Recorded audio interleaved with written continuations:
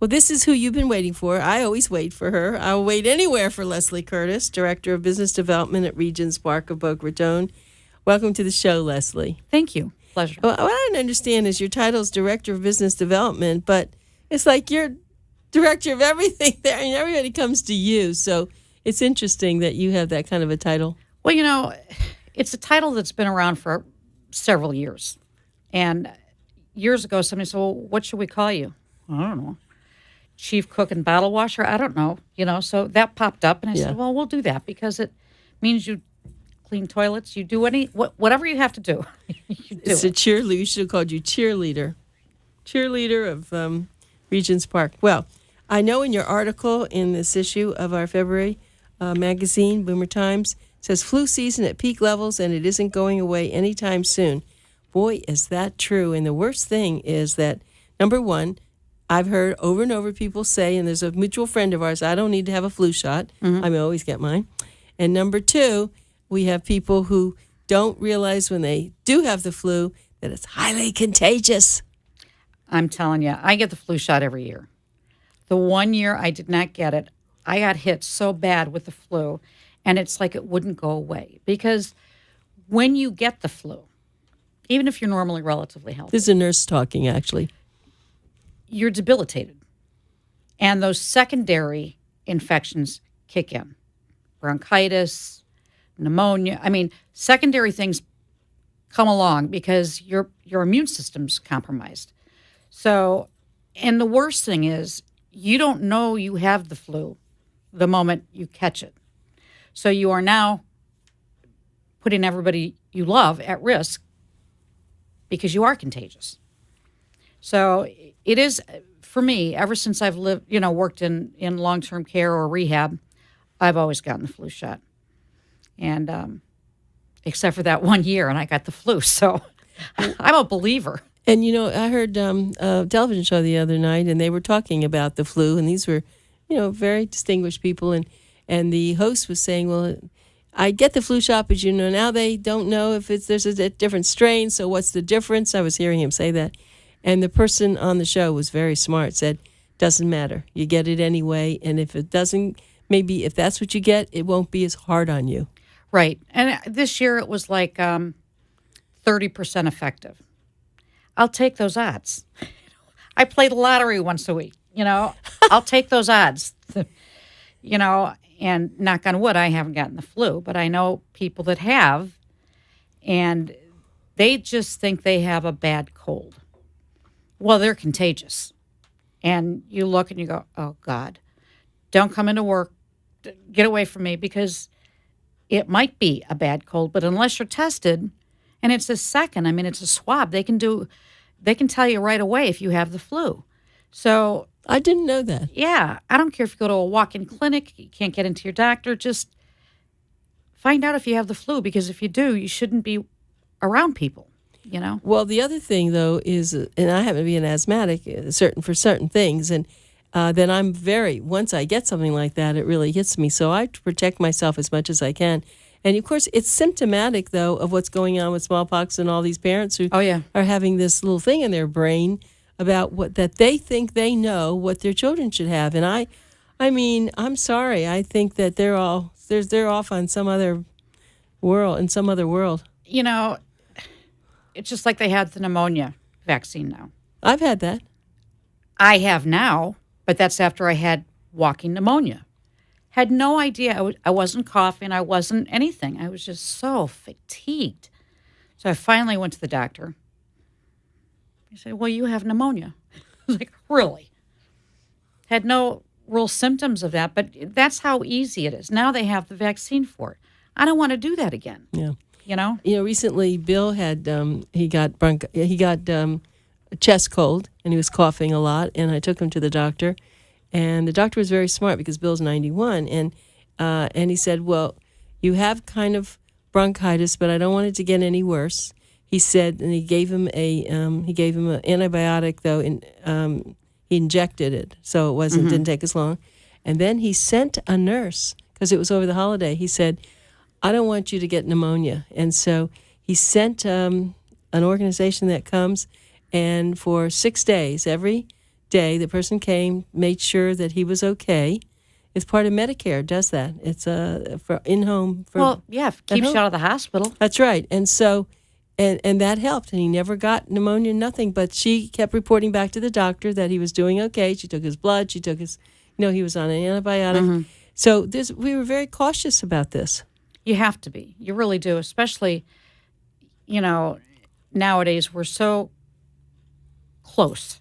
I mean, look, you go to the grocery store, they have wipes to wipe your.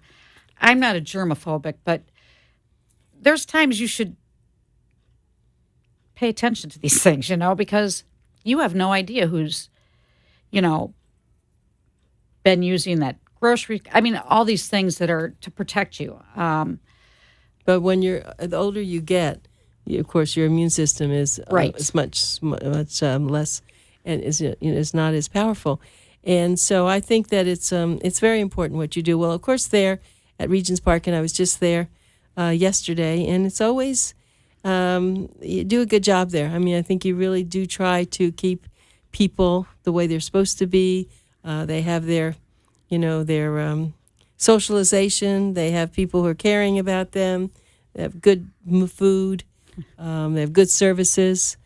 And so someone may get the flu, and probably I think you're probably encouraging everyone to have flu shots if they can. Yes.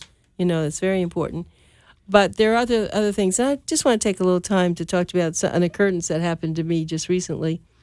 And I think people ought to be listening to this.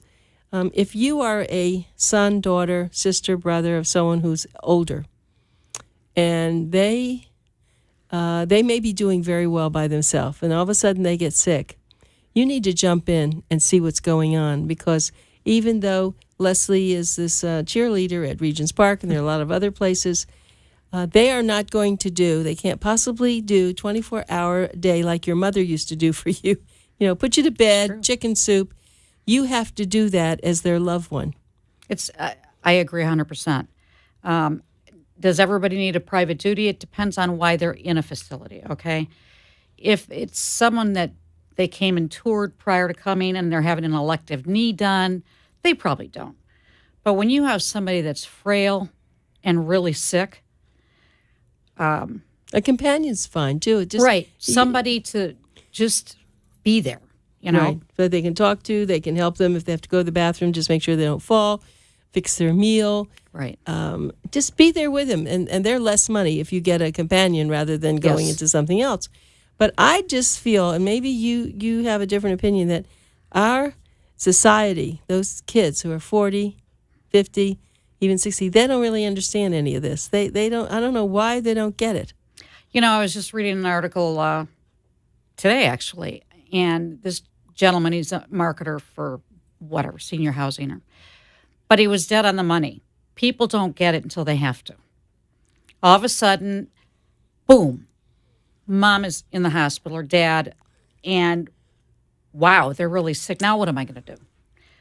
And they don't have a clue.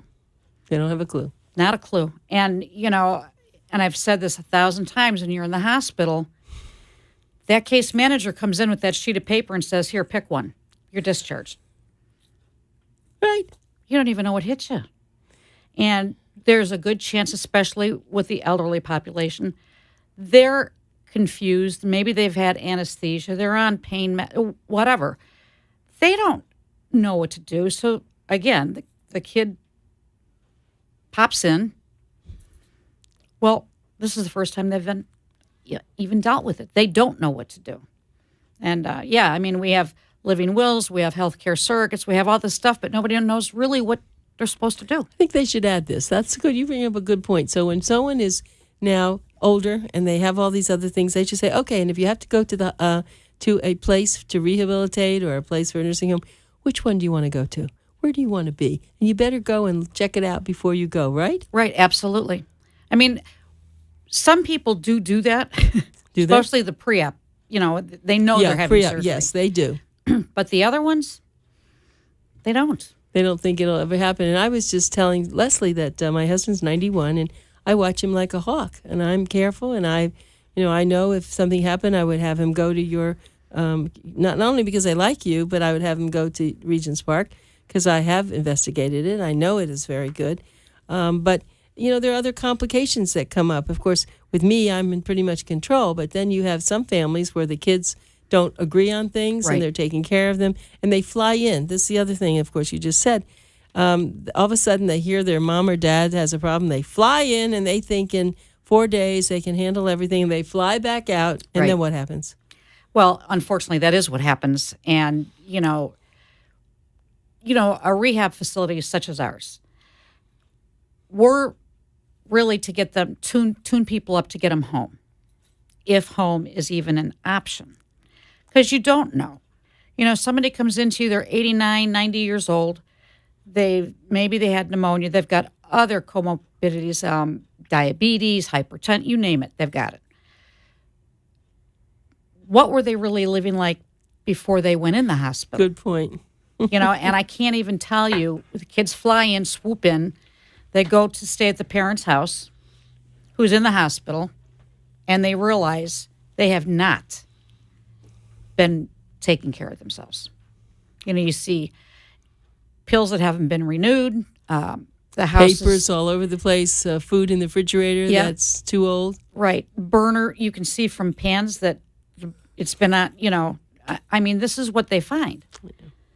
So, and a conversation on the phone, let me tell you, almost anybody can sound like, oh, everything's fine.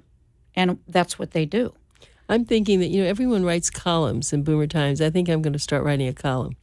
That's a good idea. I think I'm going to do this on waking up, wake up, America, No, it's really important. I don't know how many times you can say the same thing, but people say I do a health fair. Say I'm at the expo. Oh, I don't need rehab. I'm healthy. Well, you are today, but when you trip over that cord, you're going to need some rehab, but they, ignorance is bliss, I guess. Yeah, people don't. Well, a lot of us, you don't do things until you have to. That's why having a flu shot, going back to that, that's good because that's prevention. Well, there needs to be a lot of prevention, but a lot of people who get pneumonia, they haven't really followed through with it. Now, that's the other thing. If someone is at home and they are sick and they're alone, how are they going to take care of themselves? They're really not, and they try. Right. So they have to get, I would say, a companion. So, a companion, they can't give them their pills, but at least they can be there to see them. Right. And it seems that the older adults hate to spend the money. They don't have insurance. They don't understand. They have to spend some of that money. The children, the adult children have to spend the money. Right. Someone has to spend the money to get that person helping. You can't be alone. Look, you're a young person. If you were home and you were very, very sick, you would need someone. You're lucky. Right. You have your sister. You have, your partner. You have a lot of people, but a lot of older people don't have anyone. No, they really don't. And I mean, it's a shame, but they could be relatively active. When they get sick and they're in rehab, very few people will come to visit. And that's because they don't want to see their friend sick because that could be them. So you Or start some of them don't have friends. Or some of them don't They have don't friends, have family.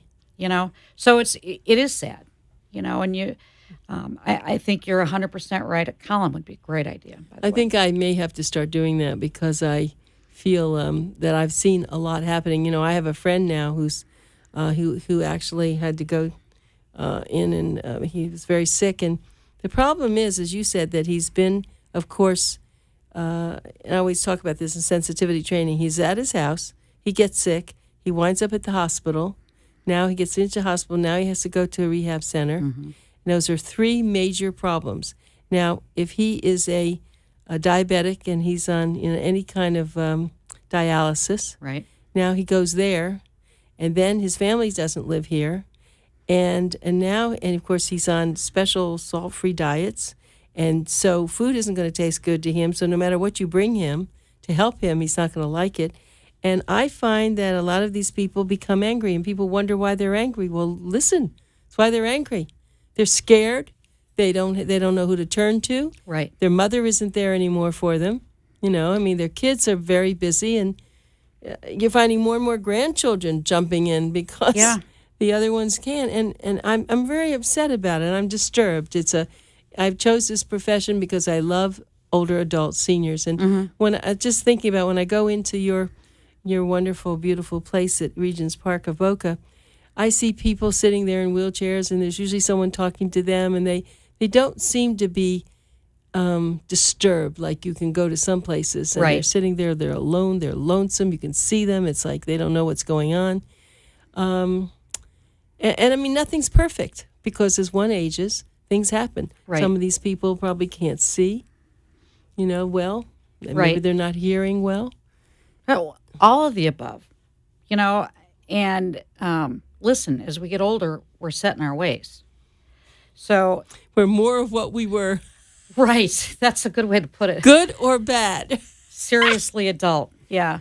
But, it's true, and they're set in their ways, and if you can't accommodate exactly how they want something done, that's another reason for them to be angry, that because they can't do it themselves. You look at how hard it is when you finally tell someone that they can't drive anymore.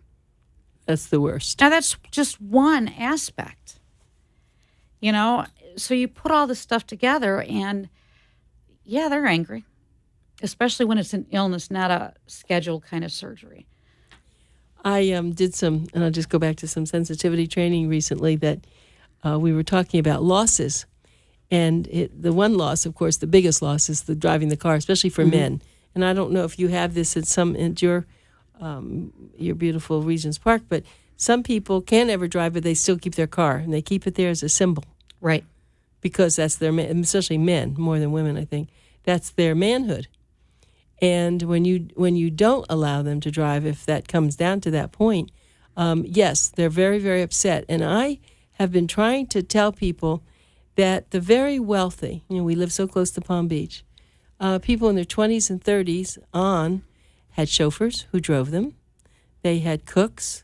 They had house cleaners. Mm-hmm. They had all those things, and they thought that was part of what their life is supposed to be. So now an older person who didn't have that, now we're trying to tell that older person to have a driver, to have someone maybe is going to come in and help you. They don't want to do it because they're taking away their independence. Right. How do we mesh those two to show them? Yeah, it's hard. It's hard for a couple of reasons. They lose their independence, or they believe they are. When in reality, by getting that kind of help, you gain more independence. Financially, some people are living, on Social Security, and they can't afford it. Once Medicare's 3 days a week visits are over for home health, that's all they've got. So if nobody's going to pony up. Good point, what you just said. A lot of them don't understand that that's true. They think Medicare is going to come in here and do what they were doing for Bill. That was a part of the Medicare thing. But that was very short-lived because, they just made sure he was okay. But after that, and people think that. And that's why long-term care insurance was so important. And for young people listening, it is important. Yeah, and the Make younger sure you are, get it. Yeah, the younger you are, the better the cost. If you go to get it in your 50s and 60s, forget it. Now, long-term health care insurance, they do take care of companions, don't they? Some of them do. If they Every need policy it depends is different. on what their, when you think of it, if their skills, if they're ADLs, they have two that, what is that story that if you don't if you have... can't you need help with bathing, dressing, something. grooming, feeding, any of those. Well, but a home companion can't do those things. No, but then they would cover the aid. Yes, there would have to be an aid. But I was wondering if companions, because a companion could keep someone from being, worse off. But I don't know if they take care of, if they'll allow that. I don't know either. I've only dealt with, out. We'll have to find out. Because I've only dealt with long-term care where they cover the aid in the home. Or a nurse, whatever they... some of them will pay for a skilled nursing facility if they have to move in, because they just really can't stay in the home. And everybody should check their policies because, they got the policies a gazillion years ago and it's going to pay $100 a day. Well, it's true. $100 a day is not going to do it, is it? Semi-private room in a long-term care facility is going to cost you a whole lot more than $100 a day. And any home care is going to cost you a lot more. Right. So I better look at my policy. Look at your policy. But even now to get more, I guess you have to add more to it. Yeah. But I want to give you an example of something because, I have been a doting daughter. I've been telling you, people should take care of their parents. I was a doting daughter, and moved my mother into a 2-bedroom apartment right near our house, and had a full-time. My mother could afford it, so she had a full-time 24-hour. Well, it was living. And even with that, as much as I thought I know a lot, my mother wound up sitting too much in her easy chair, and she wound up with a bed sore. Of course, no doctors come home. At that time, I didn't know Dr. Mencia, so I didn't have the help of that. And then after a while, you can't get your mother to the doctors, so you try to figure out what to do. And that bed sore, she wound up in the hospital, and the doctor was very clear, if you don't get her to eat and you don't do all this care for the bed sore, she won't last another month. Well, we did. She lasted a year. She was fine. She lasted longer. But that's typical. Here, I think I'm, of all the people, I'm right there. I was watching my mother. I made sure everything was going well. Look what happened. Right. So it's not perfect. It's not perfect. And I can't even, we see that where people are living at home with help and come in with bed sores. I'm going to do an article on bed sores. How does that happen? They have somebody there to prevent because they don't know what to do. Right. They didn't know they had to be moved over and and nutrition move them. Is so important. Well, but the person doesn't want to eat, so what are you going to do? Force them to eat? Yes. Yeah, because you know what? You know that if you have any kind of wound, you need the protein. You need to eat things that are good for you. And so it's kind of a vicious cycle, isn't it? Yeah, it is. And you have such a caring, wonderful personality, and you see this, I guess you can just shake your head. You can just do what you can do, isn't it? Well, yeah. I mean, you do the best you can do. You try to educate families, patients. Now, you can, bring a horse to water, but you can't make them drink. And that's just the way it works. You can only do the best you can do and try to educate. I can't even get my dog to eat sometimes. Yeah. My dog will eat anything but his dog food, yeah. Oh, right. Oh, that's true. Oh, you have the same situation? Oh, yeah. Oh, He's I take little spoiled special rotten. stuff, and then they'll... That's really interesting. So anyway, let's see. So I wanted to continue with this. I'm going to take your picture before you leave because you look so good. But I want to go over this this whole thing with when someone comes into into Regents Park. Do you have to find out if they've had all their inoculations, and how do you find that out? What happens now, it's better than it used to be, is when a patient is admitted to a hospital, they give them all the questions about, have you had a flu vaccine? Have you had, the pneumonia vaccine? They ask them. Then when they come to us, they have to send that paper with them. We go through it again because maybe in the hospital they didn't feel they needed it. And I can't even tell you how many people in the hospitals have had the flu this season. It's amazing. That they got the flu in the hospital? Or they went into the hospital, With maybe the flu. dehydrated or sick, and ended up admitted, and they had the flu. It was And so absolutely did you amazing. take them? We won't take them until they've been on Tamiflu for 5 days. So where do they go? They have to stay in the hospital. Really? Yeah, So hospital you're gets able to do kinda- that now? Well, we have to. I'm not going to bring... No. What do you? Yeah. I mean, but could you prove to them that they had it? That they have it? The hospital knows the vaccines? The hospital knows they have the flu, and they Yeah. still want you to take them. Yeah, and we'll tell them can't do because Well, maybe they'll find another place. nobody should take them. Right. Well, say that louder. Yeah, and I don't mean that because we don't care about them. We do. I know that. But you'll end up with a epidemic in your facility, so you can't. Right. You'll have to hold on to them for a couple more days. Right. But anyway, so they ask them about their inoculations, and we do the same thing. And so maybe in the hospital they said no, or they really didn't understand. And maybe they don't remember if they had these. Well, the hospital, they might not. I mean, if they had it before the hospitalization, but we asked them the same questions, and then if that paperwork stays in their medical records, so we can always look back, and sometimes they'll say, "Well, I think I did." We can call their primary physician and find out for sure if they did, unless they went to Walgreens or which of course they could have done. Of course, too. and then there's really no record about No. a lot of this. So, can they be over inoculated? I I'm not sure. I know it used to be, I think it was the pneumonia vaccine. It was like every 3 years or something like that. And I don't think it's going to hurt you if you have it, but you don't want to just keep taking it because you think it's a good idea.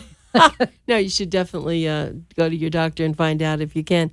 So you're just to kind of summarize all this, you feel that everybody should be inoculated. Now they have the other inoculation for what? Oh, shingles. Let's talk about that. Oh, listen, I haven't gotten it yet, but I've had seriously, but I had chicken pox, so I could get them, and I've seen patients that. Oh God, You've had patients at Regents Park? Oh, shingles in the eye. It's horrible. I mean, usually it's on the back, but you see it all over. That one was the worst because I can't. You have to blink. I mean, could you imagine how much that would hurt? So I'm seriously considering. Yeah, Dr. Mencia told me I should have it too. Yeah, I already have one around my waist, but he said it's still there. Yeah. So I think I'm going to go and do that too, because I only had it for a week and it left, and I got it for my son because he had it. But See? yeah, but I think I'm going to do that also because it's, as you said, it's one thing you see advertisements with around the waist, right? But to have it other places could be pretty bad. Horrible. I mean, I can't even imagine. And those poor patients that, really get it bad, they're on morphine. I mean, it really can get really bad. And I mean, I've seen it. That one commercial, you see it where they show his back and it's like, oh my God. That's a good commercial. Yeah, it is a good commercial. It's shocking people. It really makes a point. Right? The wife is there with her, not knowing what to do for that poor man. Yeah, well, I'm going to get mine too. I'm glad we discussed this. So so we do want to have our inoculations. We also want to make sure that if you have an elder parent or friend even, make sure that they're doing okay. You have to go to their house. You have to make sure. And then if something does happen to them, you have to really go and find help for them so that someone's there all the time, because it's not possible for you to be there all the time. No. And just have someone double team it, And, Anita, you understand that people can tell you whatever answers they think you want to hear. Yeah. So if you're the daughter on the phone talking to mom, and she's, how you doing, Mom? Oh, I'm fine. What'd you have for breakfast? I don't care if she hasn't eaten in 3 days. She's going to make it up for you. Yeah, you're right. So, well, we'll continue this another time, Leslie. Thank you. I always respect your opinion, and you really know what's going on in the field. So thank you for being, I was so having such a good time. Okay. Leslie Curtis, Regents Park Boca, regentsparkboca.com. That's the website, and the phone number is 561-483-9282, 561-483-9282. It is just a fantastic place to go if you have to go. Bye. thank you.